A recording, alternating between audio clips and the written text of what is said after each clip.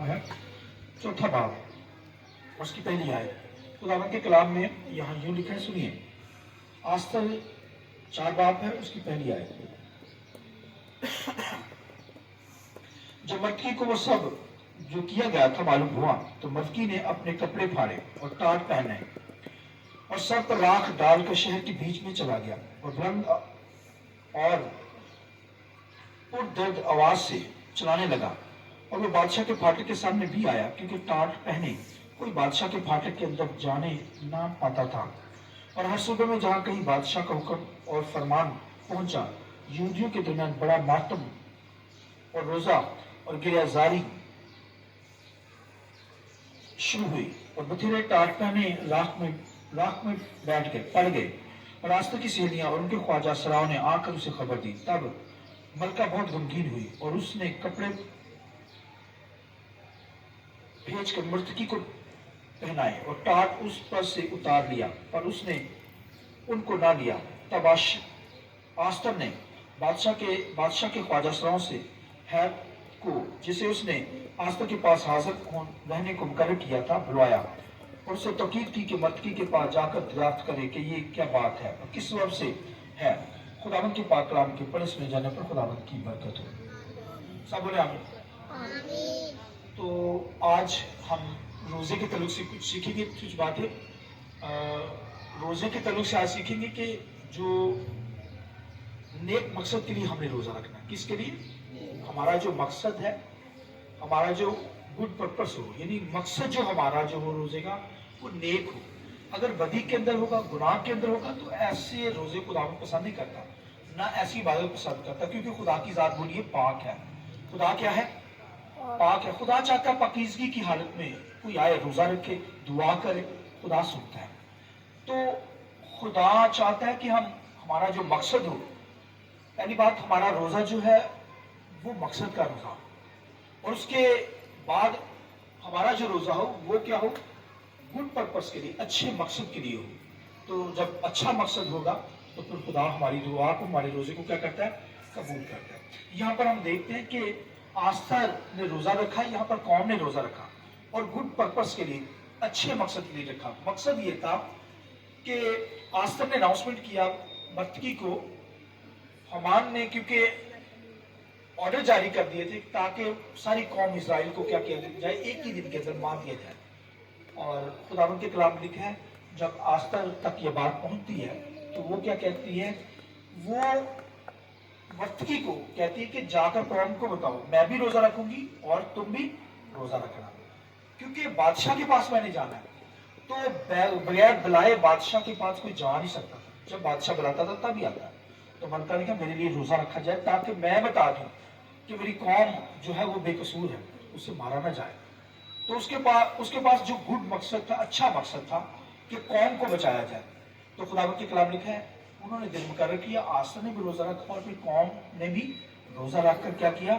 دعا کی۔ اور جب روزہ رکھ کر دعا کی تو پھر خداوند کے کلام لکھا ہے کہ وہ قوم جو تھی وہ بچ گئی، اور جس نے آرڈر جاری کیے تھے حامان نے، لکھا اس کی جو سولی تیار کی گئی تھی بنی اسرائیل کے لیے، اس کو اسی پر دے دیا گیا۔ تو خدا جو ہے اپنے ارادوں کو بدل دیتا ہے۔ جو مخالف پارٹی ہے، جو مخالف لوگ آپ کے خلاف ہوتے ہیں، تو خدا کیا کرتا ہے؟ اگر آپ روزہ رکھتے، دعا کرتے گڈ پرپس کے لیے، تو پھر خدا ہمارے روزوں کو کیا کرتا ہے؟ سن کر اس کا جواب دیتا ہے، قبول کرتا ہے۔ لہٰذا جب بھی روزہ رکھے ہمارا جو پرپس ہو، گڈ پرپس ہو، مقصد جو ہے وہ ہمارا نیک ہو، اچھا ہو، اس کا پیچھے مقصد جو ہے گڈ ہو، تو خداوند کیا کرتا ہے؟ ہمارے روزے کو قبول کر دیتا ہے۔ اور یہاں پر آستر کا جو مقصد تھا وہ گڈ تھا، قوم کے لیے اس نے روزہ رکھا، تو خدا نے اسے کیا کیا؟ اس کے روزے کو قبول کیا اور وہ سرفراز ہوئی۔ اسی طرح خداوند کے کلام لکھا یسوع مسیح نے جب روزہ رکھا تو پوری دنیا کے لیے جان قربان کر دیا، دنیا کو بچانا ہے، دنیا کو موت سے بچانا ہے، ہلاکت سے بچانا ہے، بیماریوں سے بچانا ہے۔ تو یسوع مسیح نے بھی روزہ رکھا تاکہ دنیا کو کیا کی جائے؟ گڈ پرپس تھا، پیچھے مقصد تھا، گڈ مقصد، جس کی وجہ سے دنیا کو کرائسٹ نے کیا کیا؟ روزہ رکھ کر اب دیکھیے بچایا، اس نے اپنی جان قربان کرنی تھی۔ تو یہ سارا جو مقصد تھا یہ پیچھے گڈ پرپس۔ لہٰذا کوئی بدی کی حالت میں، کوئی گناہ کی حالت میں روزہ نہ رکھے۔ اگر ایسی حالت کے اندر روزہ رکھا جائے گا تو وہ کوئی قبول نہیں ہوگا۔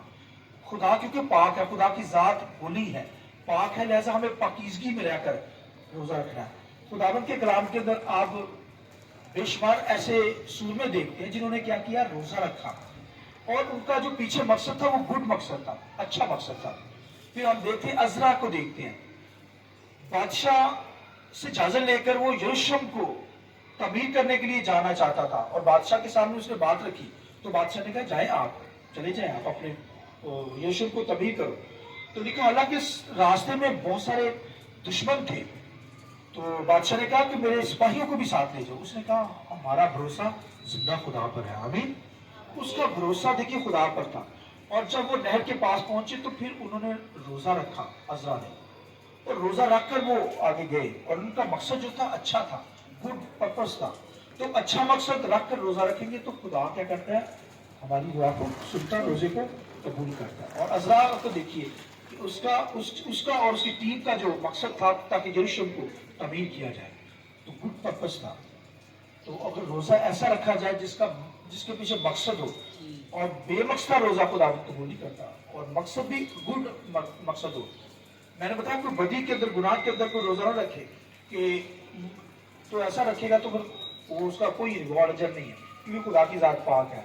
एक छोटी सी एग्जाम्पल दूंगा, दाऊद लिखा, दाऊद ने 7 दिन का रोजा रखा जब उसका बेटा बीमार था, और वो गुनाह की हालत में पैदा हुआ, बदी की हालत में, बदकारी की हालत में पैदा हुआ। तो जो वो बच्चा था वो पैदा हुआ, और दाऊद का मकसद जो था वो गुड नहीं था, गुड पर्पस नहीं था, नेक मकसद नहीं था, जिसकी वजह से खुदा के कलाम लिखा है 7वें दिन ही के अंदर वो बच्चा जो था दाऊद का वो मर गया, क्योंकि वो तो नापाकी की हालत में पैदा हुआ था बच्चा। और 8वें दिन नाम रखा जाता था, उसको टाइम भी नहीं मिला, खुदा ने दिए नहीं कि वो 8वें दिन बच्चे का नाम रखा जाए, उसका खतरा करवाया जाए, वो पहले ही खुदा ने उसे मार दिया, क्योंकि दाऊद का मकसद नेक नहीं था, क्योंकि वो नापाकी के बदकारी से पैदा हुआ था। तो लिहाजा मकसद गुड हो, अच्छा मकसद हो। यीशु मसीह का मकसद था दुनिया को बचाने के लिए उसने रोजा रखा, आस्था से कौम को बचाने के लिए रोजा रखा, गुड पर्पस था, पीछे मकसद गुड था, अच्छा था। तो खुदा ने फिर उनके रोजों को कबूल किया। दाऊद रोजा रख रहा है 7 दिन का, मगर मकसद जो था वो गुड नहीं है, लिहाजा वो बच्चा खुदा ने मार दिया। और फिर यहाँ पर अजरा को देखते, अजरा ने भी रोजा रखा, और उनका मकसद भी जो था यीशु को तमीर करना। तो फिर खुदा के कलाम ने क्या, उसने भी रोजा रखा, तो फिर वो भी खुदा ने क्या किया, उनको भी सरफराज किया। छोटी सी एग्जाम्पल और दूंगा आपको, खुदा के कलाम के अंदर लिखा है यूनिटन के ताल्लुक से। ये साउल बादशाह जो पहला बादशाह हुआ इजराइल का, उसका बेटा था यूनिटन। और खुदा के कलाम लिखा है जब वो जंग लड़ने के लिए गए तो यूनिटन और उसकी जो ग्रुप था वो पहले निकल गया जंग करने के लिए, आगे निकल गए, पीछे साउल बादशाह था और बाकी सारी फौज थी, आर्मी थी। उन्होंने फौरन ये कह दिया साउल बादशाह ने कि खुदा तू हमें जिताए, हम रोजे के अंदर ठहरते हैं, ये जंग हम रोजा रख कर लड़ेंगे। तो खुदावंद के कलाम लिखा, उन्होंने फाइट की, और आगे यूनिटन था, उसके साथी थे, मगर उसे नहीं पता था कि कौन ने रोजा रख लिया। और खुदावंद के कलाम में लिखा जब वो जा रहे थे, मार रहे थे दुश्मन को, तो उसने भी यूनिटन ने कहा खुदावंद तू हमें क्या कर, कामयाबी बख्श ताकि हम तेरी वर्शिप करें। पीछे साउल ने रोजा रखा, कौन ने रोजा रखा हुआ है, और वो भी जंग के लिए जा रहे हैं।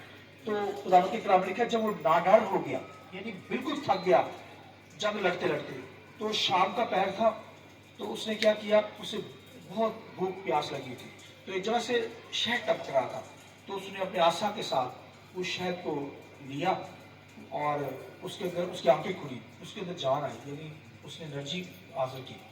और फिर खुदा के कलाम लिखा जब वो दूसरी दफा जंग लड़ने लगे गैर कौम के साथ, जब जंग लड़ने लगे तो लिखा साउल ने नबियों से कहा कि बताओ, दुआ करो, क्या खुदा हमें बताए कि हम आगे जंग लड़ने के लिए जाएं या नहीं। तो खुदा आगे जवाब नहीं दे रहा। तो साउल ने कहा कि नबी दुआ करें, खुदा से पूछे कि हमने दुश्मन के साथ जंग लड़नी है दूसरी। तो खुदा के कलाम का कोई जवाब खुदा दे नहीं रहा। तो जब उन्होंने कुरा डाला तो कुरा जो था यूनिटन के बारे में कि इसने रोजे को ब्रेक किया, तोड़ दिया, रोजे को तोड़ दिया। हालांकि उसे तो पता भी नहीं था कि कौम ने रोजा रखा, लेकिन वो उसके अंदर आ जाता है।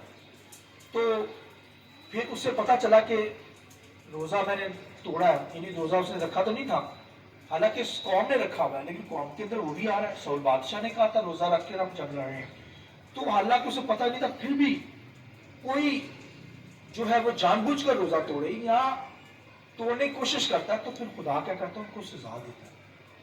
हालांकि यूनतन को पता नहीं था, फिर भी खुदा ने बता दिया कि आगे भाई जब तक अपने आप को पाक नहीं करोगे, अपने गुनाह का इकरार नहीं करोगे, नहीं लड़ सकते तुम। तो यूनतन ने कहा मुझे मार देना चाहिए, मैं मार ही जाऊंगा लास्ट में, मुझे मारने आपको मारना ही पड़ेगा। लेकिन लिखा कौम ने, और फिर लिखा उन्होंने फिर खुदा के सामने दुआ की और फिर यूनतन को मारा नहीं गया क्योंकि उसे पता नहीं था। लेकिन फिर भी आज दुनिया के अंदर आप देखिए कि रोजा रखा जाता, फिर उसे ब्रेक किया जाता, तोड़ दिया जाता। तो अब यहाँ पर मिलता है कि खुदा गजबनाक होता है, खुदा उनको सजा देता है जो रोजा रख कर तोड़ते हैं। तो कोई ऐसा ना करे, खुदा की गैरत को जोश दिलाता है जो बंदा ऐसा करता है। तो रोजा रखिए, मकसद का रखिए, और मकसद गुड पर्पस हो, अच्छा मकसद हो, ऐसे नहीं शौकिया तौर पर रोजा रखे, सीक्रेट तौर पर रखे।